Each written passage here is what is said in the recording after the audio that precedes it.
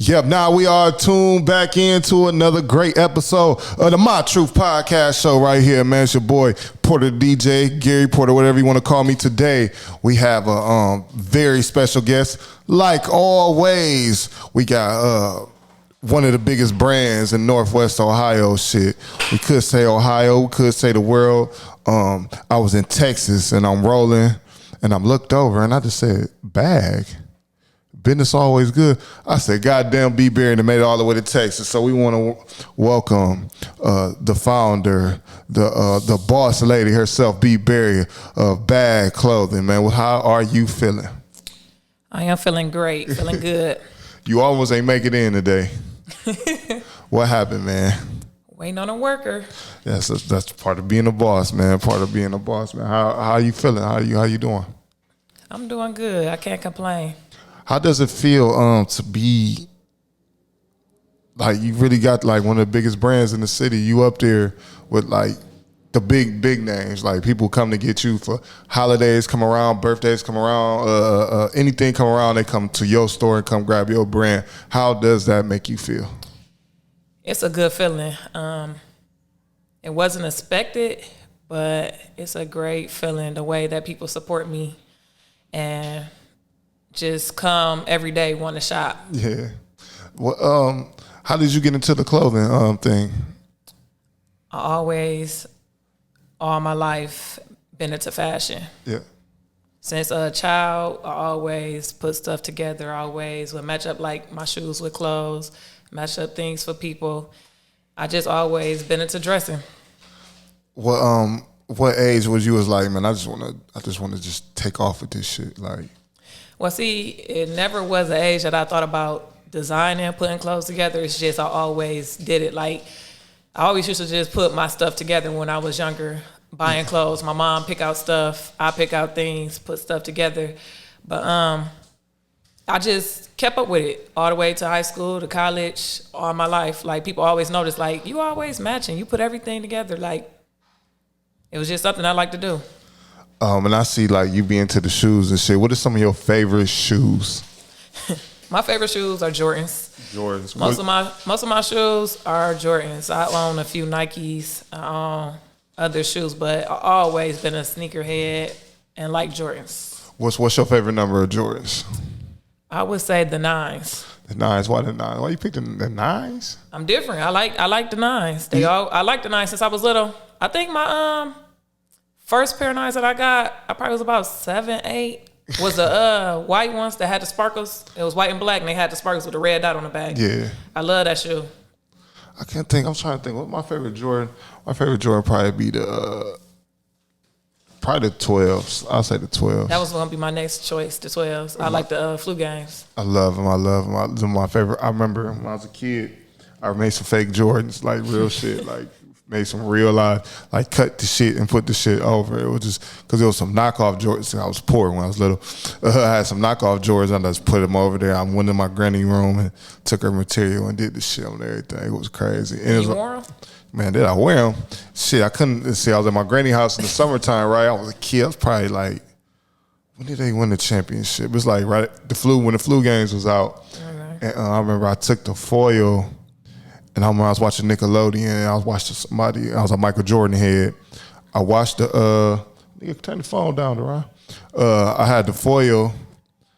I took a bunch of foil and I made a fake NBA championship thing, and I had the Jordans on. My granny was like, "What in the world is you doing?" Like, and then she thought I just wanted some new shoes. She went and got to shoe carnival, got some shit I didn't want.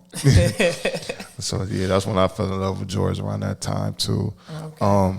Business always good. How did you come up with the name? Well, I started off doing T-shirts.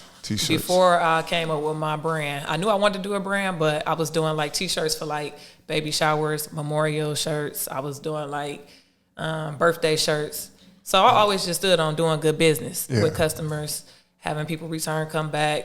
So that's how I came up with B.A.G. Business always good. Like people always just associated bands, money, B.A.G. with me. Yeah. Like I always been a hustler about my business and all that stuff. So when I thought about the B.A.G. and you try to think of stuff to match up with the words and all that stuff. So Business Always Good just came, and I've always been standing on that since I started doing T-shirts and doing business like before. What was some of the brands that you wore from the city that like you look like that inspired you kind of? I always wore Mud-Made. I also shop with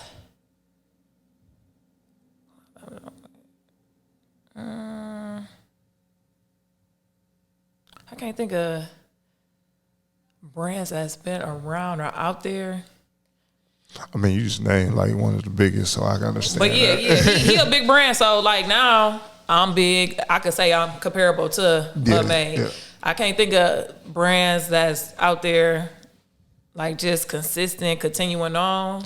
Yeah. Like staying up, like keeping up with like just keeping up out here with the fashion and everything.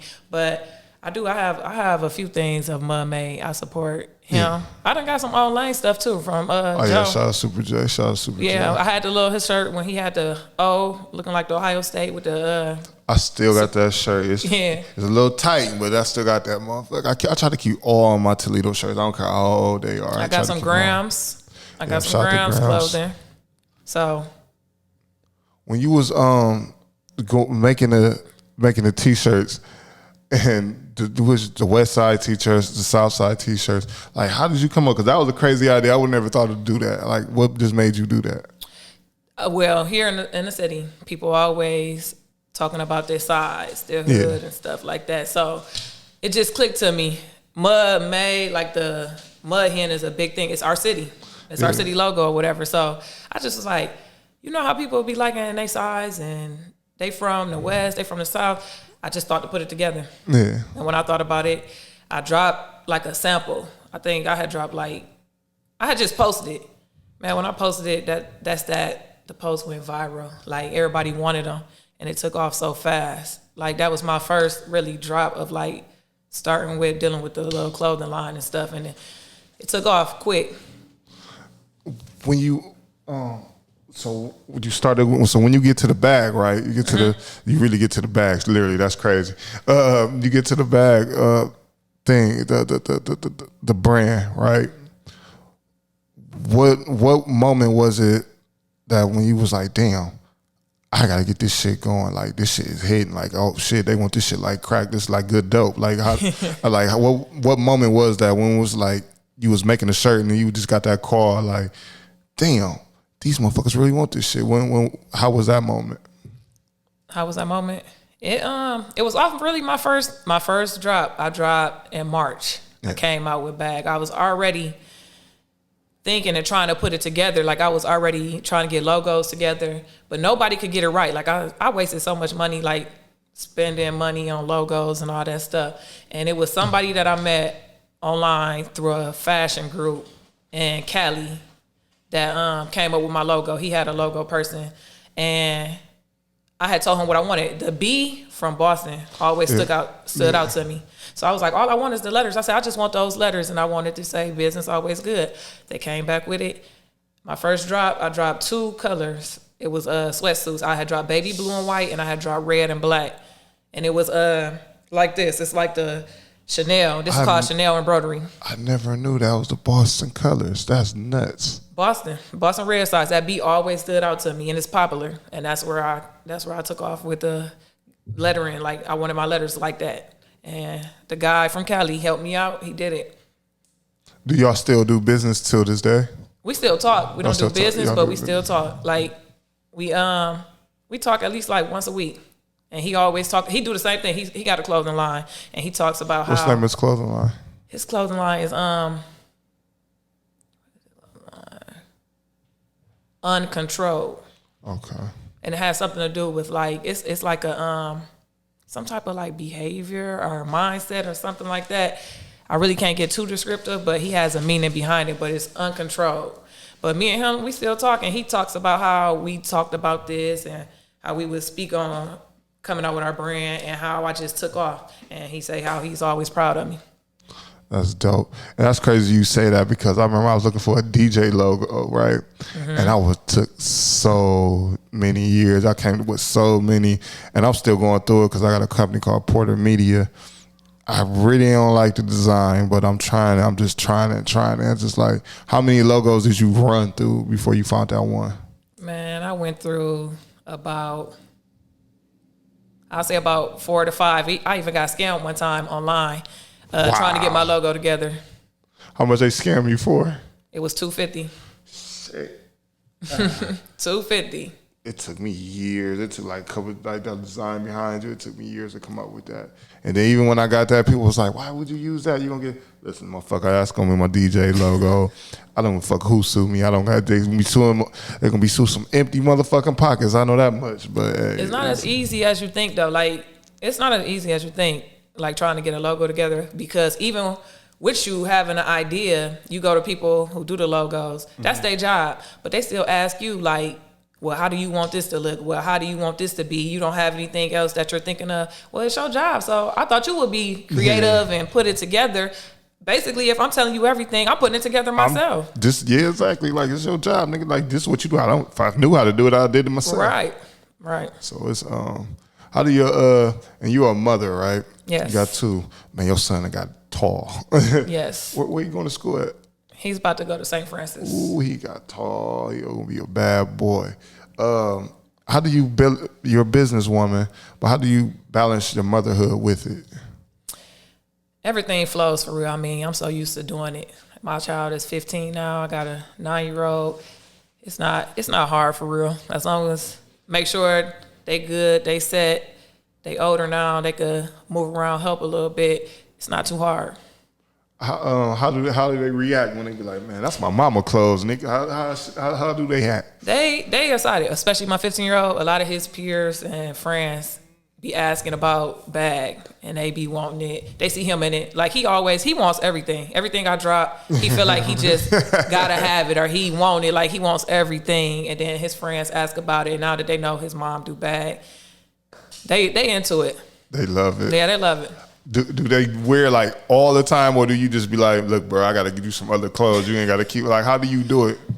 My oldest, he wears it pretty much often. Like that's what he wants. Every time I drop something, he wants something. But he also wear other things, because as a mom, I buy his stuff. So yeah. He also wear other things. What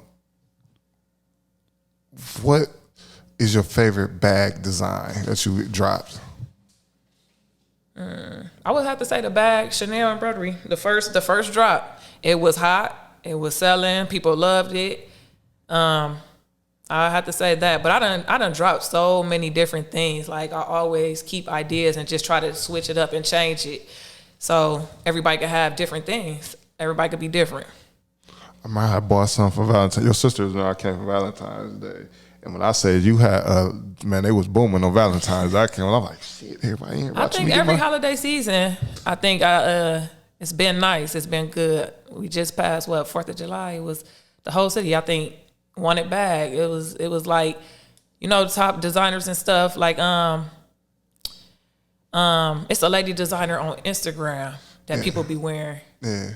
And usually, people wear, that's what they be trying to get. They be trying to get designer, or they try to reach out to other brands to get their stuff. But I think for 4th of July, the whole city, it was a good feeling to see everybody, from kids to adults, the guys, the ladies, families, matching outfits. Everybody had on B.A.G. So before we move on with the interview, part of the My Truth podcast show, man, we bring people here to give them their flowers. To salute them and tell them we proud of them. We love what you're doing. We rooting for you every trip. Keep doing what you're doing. Keep applying pressure. Keep motivating from the youth to the older folks, man. And just keep doing your thing, because it's really dope what you're doing, and why somebody come from just like, because like you said, I remember when you were just doing just T-shirts, like depressed shit. And then now it's like, damn, you got to go to the store. You got to be here. You got to be there. And it's just like, dope to see the growth and the development, you know what I'm saying? So I want to salute you on that and give you flowers on that. How do you deal with, because we see it all the time, people bump into somebody, you might drop a design and somebody else drop a design. How do you deal with that? Really, I keep going. I really don't pay attention to stuff. People bring stuff to my attention, but I really don't pay attention to things. Like I said, I always have ideas.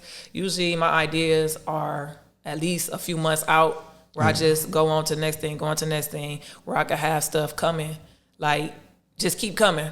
So I really don't pay attention to other things or other designers and stuff like that. Because and it was so dope too to give you your flowers. You're a woman, like to be in the. It's kind of, I don't know, what I know about fashion world, it's not really a woman dominated. It's probably a gay man dominated business for real. But to be a woman dominating, like just a real boss, how does that make you feel? Good. It's a great feeling. Like I said, it's just sometimes I'll be overwhelmed, but it's a good feeling. It don't seem like you get shook or nothing. Like you don't. I don't too much for real. You remind me of that nigga behind the camera. That nigga, I never really seen. Now that we real close, I see sometimes when he frustrated, when he pissed off. But it's like before we got close, it was like I was like, damn nigga, you just got the same facial expression. Like none of this shit mattered to you. Yeah, I really love what I do, and it's like it's never too much. Like I said, at the same time, it's always love, it's always support. So I'm grateful for that. But I've been used to it. I've always been in like customer service or dealing with people, and I'm a people person. So yeah. It's never too much. I love it. So you come down to the fact, right? Mm-hmm. It's a youth. It might be a young man.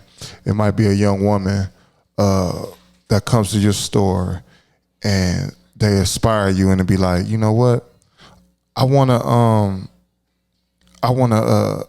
do what B.A.G do. What would be your advice to them?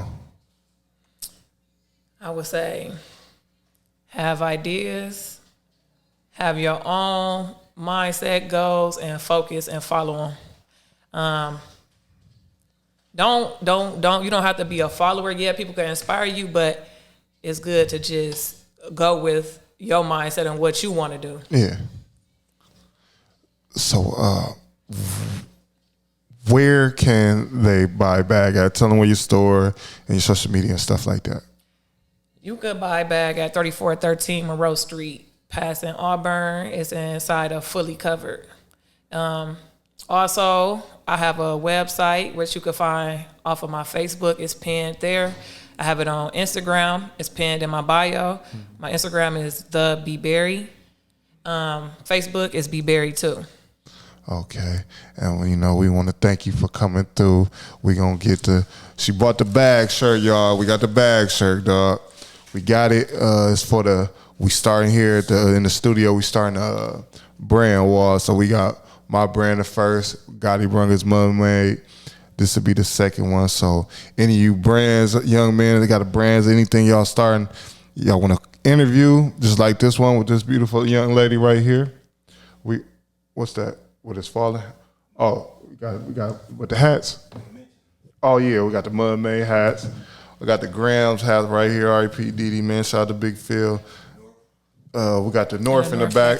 Shout out to Nick. We got the North. I ain't mean to cover you up, Nick. I ain't mean to cover you up, bro. But I'm just happy that you came through. I'm glad you're doing good, man. Tell your pops I said hi, and your mom, Dukes. And I just want to say, man, I'm just proud of you and keep doing your thing. Anything you ever got to get off your chest, you're always welcome to come up here. You know where we at. Or, I promise we're going to come to your store. We're going to get a scene up there, something quick. I don't know what we're going to do. I might interview somebody inside the B.A.G store if I got your blessings about it. That's fine. That's fine. Okay. And before I go, I just want to say a big thing people worry about with businesses is support. Yeah. You always see people making posts about family supporting, friends supporting. I just say it's all about what you put in is what you're going to get out. Promoting, reaching out to people every day. Keep the same energy just to go and put into yourself. It don't matter like shares, promotion. People are seeing it. They're watching. You could just you always don't take off. Like everybody feel like what one person is doing they could do. It's gonna be easy. Everybody don't take off. No, they don't. Everybody do not take off. So I just say, just put in what you want to get out. If you put in a dedication, you motivated. Don't worry about support. Everybody supports differently. Yeah.